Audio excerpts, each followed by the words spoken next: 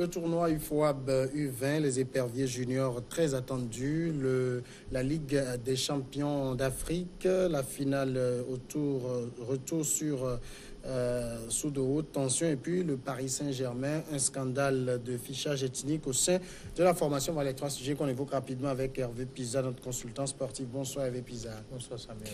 Le tournoi UFOA U20, les éperviers U20 continuent leurs préparatifs en vue du tournoi UFOA B que le Togo abrite en décembre prochain à Lomé pour la troisième fois. Le coach Akwevi et ses joueurs reprennent les entraînements à partir du 12 novembre prochain. D'abord, Hervé Pizza, le tournoi UFOA U20, c'est quoi exactement comme tournoi? Oui, mais vous savez, c'est une organisation dans la sous-région. À l'époque, il faut rappeler pour mémoire que c'était créé sous l'égide du Feu Eyadema, c'est l'Union des fédérations ouest-africaines, UFOA. Et donc, entre-temps, vu la politique, la guerre des patrons, comme on disait, il y avait un Nigérian qui se querellait avec, comment l'appelle-t-on, un Camerounais, un Ivoirien. Et du coup, le tout-puissant Ayatou a dû couper la poire en deux parce que s'il fallait fédérer les 16 nations que formait l'UFOA par rapport au vote de la CAF, je pense qu'il trouvait qu'il devait avoir un challenger. Donc il fallait maintenant faire en sorte qu'on puisse diviser ces nations-là en deux zones, c'est-à-dire que la zone A et la zone B. Et les premiers moutures ont été fait à Banjul, dont moi-même j'ai pris part à l'époque lorsque nous étions à la fédération. Donc voilà un peu, si je peux vous dire ce que, c'est-à-dire que la définition de l'UFOA. Et donc aujourd'hui, je pense que nous sommes avec le Ghana, le Nigeria, le Niger. Vous savez qu'on avait joué cette compétition par le passé et je pense que on n'a pas atteint le podium, comme on le dit.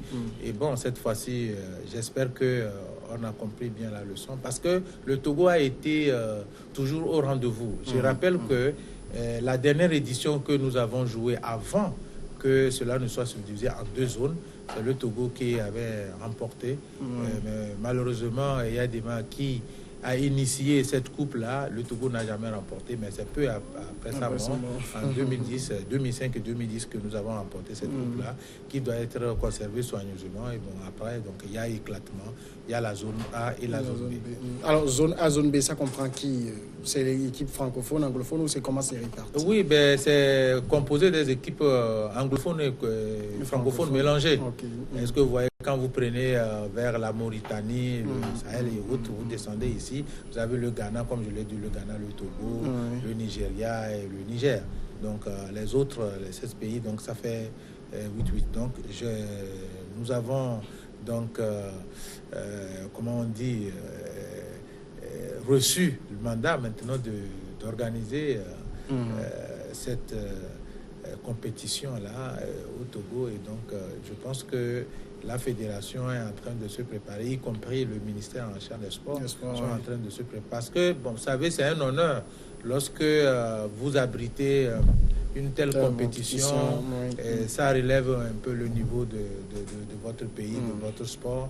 Et je pense que les autres pays viennent aussi découvrir et ça fait plaisir parce que nous aussi, nous sortons, nous compétissons maintenant. C'est une question de responsabilité. Alors, on est dans un tournoi des U20. Est-ce qu'on a du répondant à ce niveau-là? Bon, du répondant, vous savez, Samuel, je l'ai toujours critiqué. Nous n'avons pas un football des jeunes que nous pratiquons ici. Et c'est un peu compliqué. Il n'y a pas... Sur le plan organisationnel, moi, je pense que je vais un peu décevoir. Je vais décevoir dans la mesure où, vous savez, nous n'avons pas d'infrastructure. Aujourd'hui, le seul terrain sur lequel ce tournoi-là va se jouer, c'est le terrain le terrain municipal. Et bon, ça va se jouer. En piteux état. Oui, en piteux état. Vous avez vu, bon, j'espère que pendant cette compétition-là, la pluie ne va pas aussi essayer de nous mettre la honte, comme le dit les Camerounais. Donc, ça va se jouer le matin et le soir, parce que nous n'avons pas comment l'appelle-t-on, d'infrastructure. Il n'y a que le seul terrain actuellement qui peut abriter. Bon, maintenant, les terrains d'entraînement, ils peuvent glaner à Gouin et tout ça. Mais il faut aussi dénoncer tout à l'heure l'information que j'ai. Vous savez, par rapport à ces préparatifs, 12 novembre, ce n'est pas, c'est pas loin que les préparatifs vont commencer. C'est lundi. C'est lundi, mais je pense qu'ils ont reporté le match en tant que qui devait jouer au stade municipal. Ils ont ramené ce match-là à Goué, mais si vous allez tout à l'heure, place à un concert qui est en train de monter ses tentes pour danser, ce que je ne trouve pas normal. Et nous l'avons toujours dit, l'entretien d'un terrain, on ne peut pas construire des stades. C'est vrai qu'on peut faire beaucoup de choses là-bas, mais lorsque nous n'avons qu'une seule fille à entretenir pour qu'elle soit belle, je pense que ce n'est pas la peine de laisser tout le monde se jeter sur la fille. Donc, j'ai été quand même un peu triste de voir que si les joueurs eux-mêmes, c'est-à-dire que les terrains sont destinés à ce qu'on joue le football dessus, et pour une raison d'organisation de l'UFOA, on dévie les matchs vers Agoué et qu'on permette à ce qu'il y ait un concert là-dessus. Donc, alors, sur le plan organisationnel, je me dis qu'il y a encore des choses à faire. Bon, maintenant, du répondant, la plus belle fille ne peut faire qu'avec ce qu'elle a. Aïvi, il a la charge. Je dis que bon, c'est un entraîneur de toutes les façons qui a un palmarès parce qu'il a gagné quand même des trophées. Il a un parcours, il faut le dire. Bon, mais est-ce qu'il a du répondant? On a du répondant. On a déjà essayé. Je pense quand même, je l'ai dit, on a des talents. Hein. Je ne vais pas quand même insulter le football de mon pays. On a des talents. Mais c'est sur le comment est-ce qu'on s'y prend, comment est-ce qu'on s'organise. Quand on n'a pas des équipes A et B, bon, ça va être difficile de pouvoir aller loin. On va parler aussi du second sujet, c'est la Ligue des champions d'Afrique, une finale retour sous haute tension, on le disait. Pardon, la finale retour de la Ligue des champions d'Afrique entre les Égyptiens d'Al Ahly et l'Espérance de Tunis s'annonce après vendredi dans la capitale tunisienne, après un match aller houleux remporté par Al Ahly 3-1, mais dominé par les polémiques. Et Hervé Puisa, la principale, c'est l'utilisation de la VAR ici. Non, bon, oui, c'est vrai, l'utilisation de la VAR. Je ne sais pas, nous les Africains, quand on veut pratiquer, on pratique mal. Il faut dire que l'arbitre n'a pas été toujours du tout à la hauteur. Et vous voyez, la CAF a commencé par sanctionner. Aujourd'hui, le Premier ministre tunisien s'en est mêlé à la chose. Et ce qui n'est pas bien, ça n'honore pas.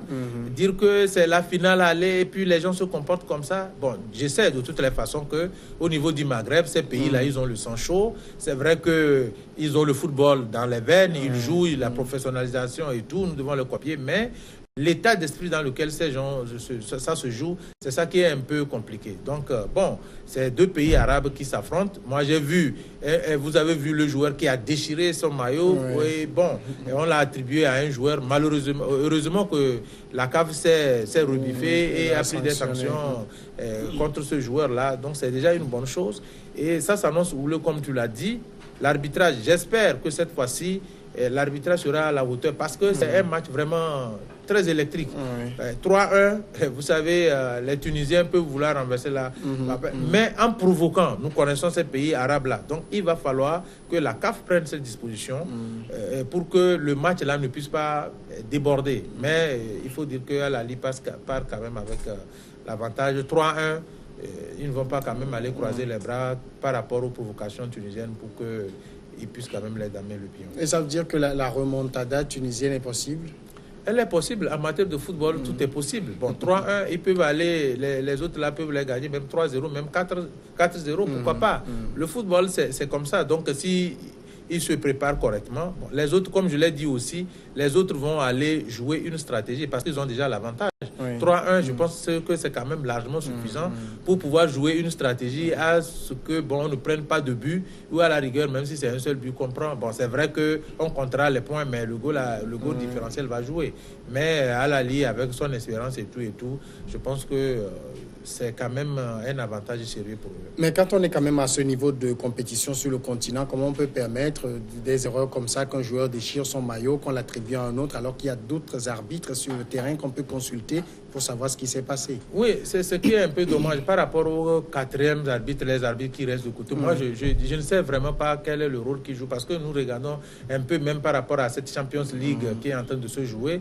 Il y a des incompréhensions et de mauvaises communications entre ces arbitres-là. Nous ne savons pas vraiment quel est le rôle de ces arbitres de coin. Et bon, vous savez, l'Afrique, comme je l'ai dit, il ne faudrait pas que quand on veut copier qu'on copie mal. Mais depuis des temps immémoriaux, vous savez, le football, comme je l'ai dit, le football maghrébin, il a été toujours pareil, hein, surtout entre eux, ils ne se font pas de cadeaux.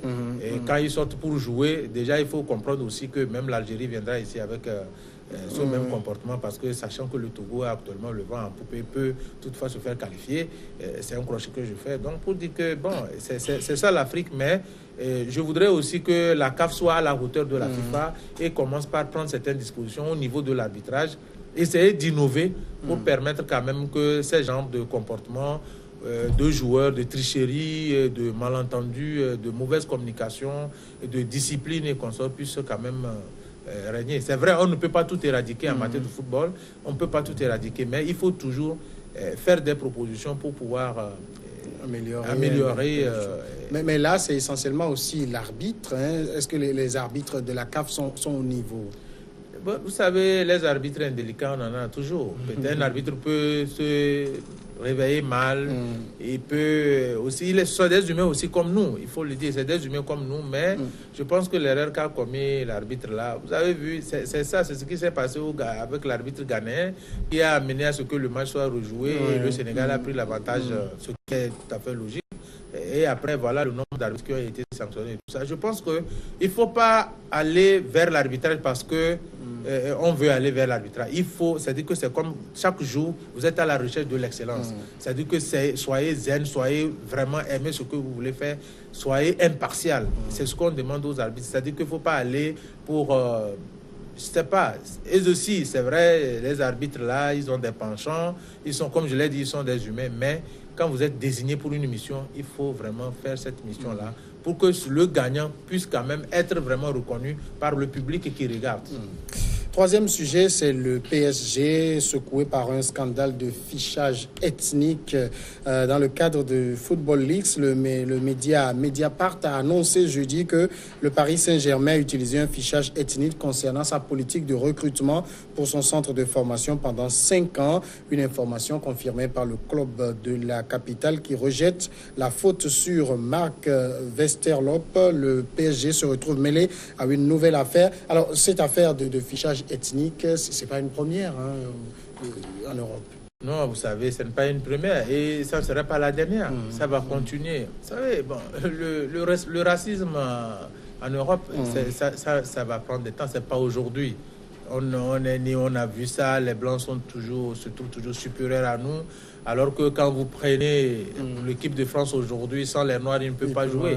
Mais ça existe toujours. Est-ce que vous voyez, c'est dans le sang des Français de souche et consorts. Et ces pratiques-là, c'est aussi dans d'autres clubs. J'y étais à Rouen, entre-temps, au centre là-bas, j'ai essayé de discuter, j'ai vu un peu ce que c'est parce qu'il y a un certain Talé, Enzo qui joue là-bas. J'étais allé, je pense, c'était en 2014, 2015 par là, j'étais allé. Bon, donc aujourd'hui, le PSG traîne trop de casseroles par rapport à, comment l'appelle-t-on, ça dit que ça vient encore. Vous savez, il y a récemment le cas Neymar a failli faire tache d'huile. Nous savons comment est-ce que ça s'est passé. D'un jour à l'autre, c'est sûr qu'il y aura un nouveau rebondissement, il faut le dire. Si les gens se taisent aujourd'hui parce que Neymar est encore là, les Qataris, vous savez, les Arabes, ils ont toujours cette manière. Ils savent quand même vanter leur pays, ils savent quand même faire leur image. Mais je suis sûr que d'un jour à l'autre, il y aura un rebondissement. Le problème vous vous rappelez quand Laurent Blanc était aussi entraîneur là-bas, le problème des Blacks se posait. Il a souvent utilisé cette expression-là qu'il ne faut pas donner trop d'avantages aux Blacks. Alors que c'est ce genre de propos aussi, je pense que c'est ça qui a amené Laurent Blanc à prendre sa valise du côté du PSG pour partir. Mais Samuel, il faut dire que c'est un sujet que toi et moi, on ne pourra pas... on peut débattre du matin au soir. Le blanc, il est le blanc. Le racisme, il existe. Comme chez nous aussi en Afrique, il y a toujours des gens qui sont xénophobes. Donc, je pense que le football, il y a... l'éthique, il y a des commissions qui sont créées pour pouvoir quand même discuter avec les clubs, surtout les clubs de haut niveau comme ça. On nous trompe. Vous voyez, même quand Neymar lui-même il joue au PSG, et il arrive des fois qu'on lui jette des bouteilles d'eau et tout ça là parce qu'ils ne le prennent pas comme un blanc parce qu'ils prennent un Brésilien. Les Brésiliens, pour eux, c'est des Noirs. Est-ce que vous voyez? Donc, le racisme, c'est un peu partout en Europe. Oui, mais là, quand on dit, par exemple, demander qu'on choisit les joueurs, on les classe français, maghrébins, Afrique noire, antillais. Ça frise parfois quelque chose d'assez enfantin. Oui, ça frise. C'est le talent qu'on cherche. C'est le talent qu'on cherche, ça frise, mais ils font du business. C'est du business. Aujourd'hui, l'entraîneur, celui qui est en charge, c'est-à-dire que les dirigeants de PSG jettent du tort sur les gens du centre, alors qu'eux-mêmes, ils ont c'est-à-dire que c'est eux qui sont les premiers responsables. Celui dont on parle aujourd'hui, il est du côté du staff de Rennes. C'est le nom qui a été cité. Maintenant, eux-mêmes, ils ont reconnu. Est-ce qu'ils ont reconnu? Est-ce que ceux qui ont été victimes aujourd'hui peuvent parler pour qu'il y ait des poursuites?